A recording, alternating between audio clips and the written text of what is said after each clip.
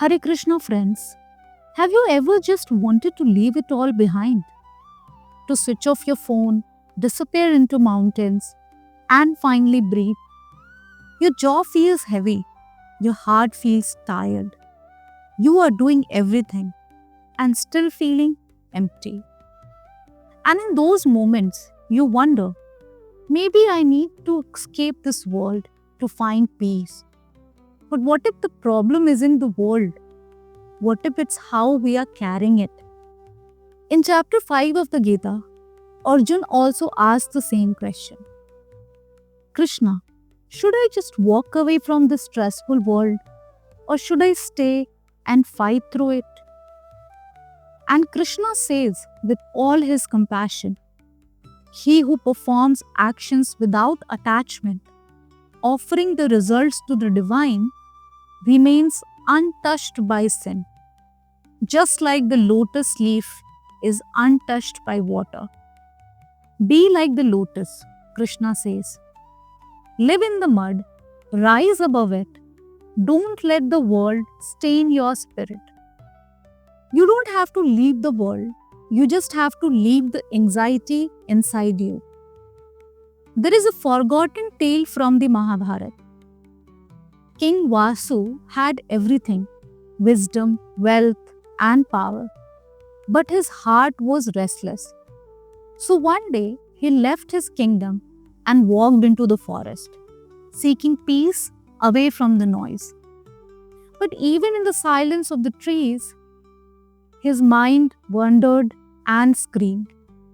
He missed his people and he doubted his path. His thoughts followed him like shadows he couldn't shake. Then one day, a forest sage appeared and said, "O king, peace isn't in the forest, it's in the way you hold your duties. Return to your dharma, but now without the weight."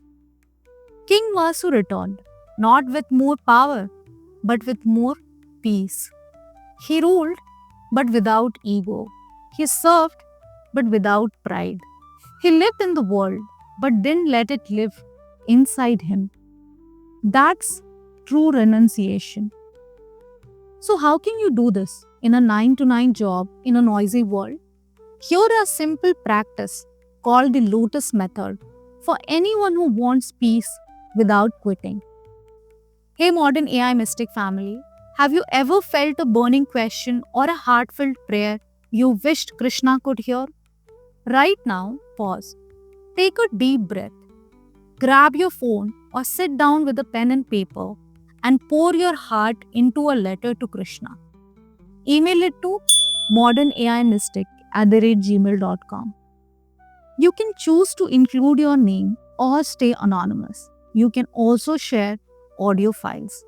We collect every letter and send these vibrations together into the universe in our Letter to Krishna episode every Saturday. Now let's get started with step 1. So step 1 says sacred separation, that is, leave it at the door.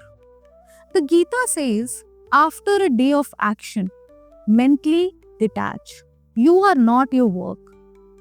And the science says, rituals help the brain transition between roles.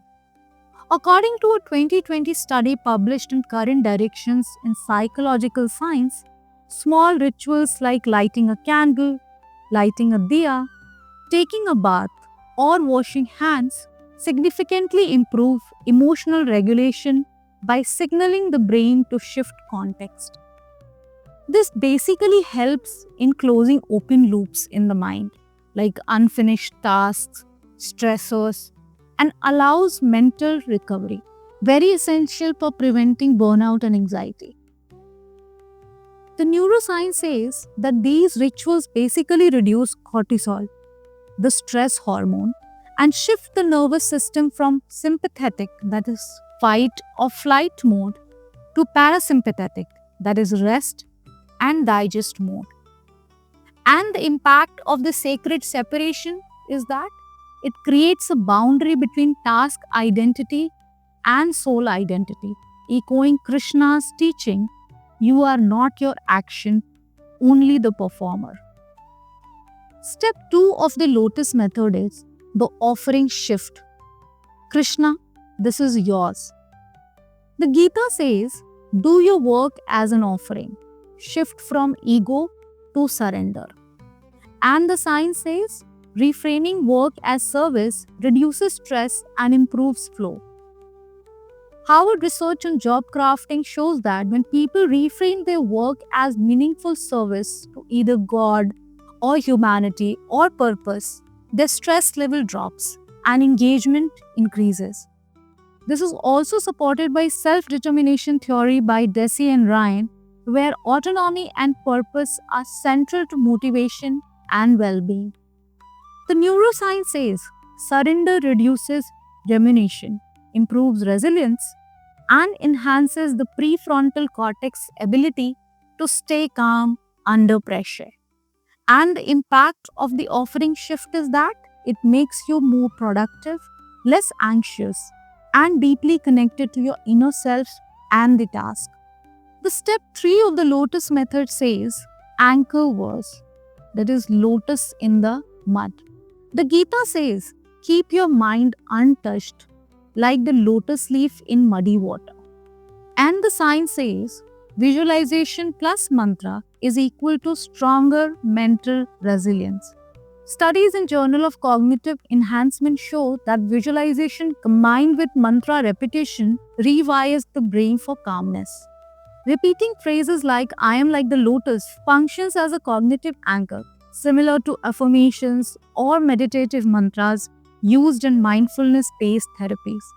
Research from Stanford shows that symbolic imagery like the lotus gives the mind a metaphorical lens to reinterpret chaos as neutral. And the impact of anchor verse is that you become emotionally detached without becoming cold. It helps build equanimity, and that is Krishna's ultimate message. So ask yourself today from the heart, are you escaping from life or escaping from your own thoughts?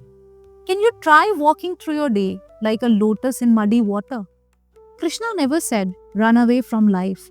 He said, live it with detachment, with devotion, and with dignity. Maybe we don't need to go to the mountains. Maybe we just need to invite Krishna to our office and to our meetings. If this message touched you, don't keep it to yourself. Send it to someone who is struggling in silence.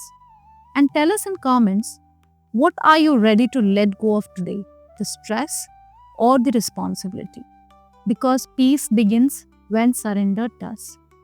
Before you go, if your heart holds a prayer, a question, or a quiet tear, write a letter to Krishna and email it to modernaimystic@gmail.com. You can also send audio files. You may choose to include your name or stay anonymous. Your heart is enough. Every Saturday, we read these offerings in our Letter to Krishna episode. Your words may become a light for someone else. We are on a mission to bring India's ancient knowledge to the new generation in a practical way. If you want to join us in this mission, please click the subscribe button and check links in the description. Until we meet next, Hare Krishna and take care.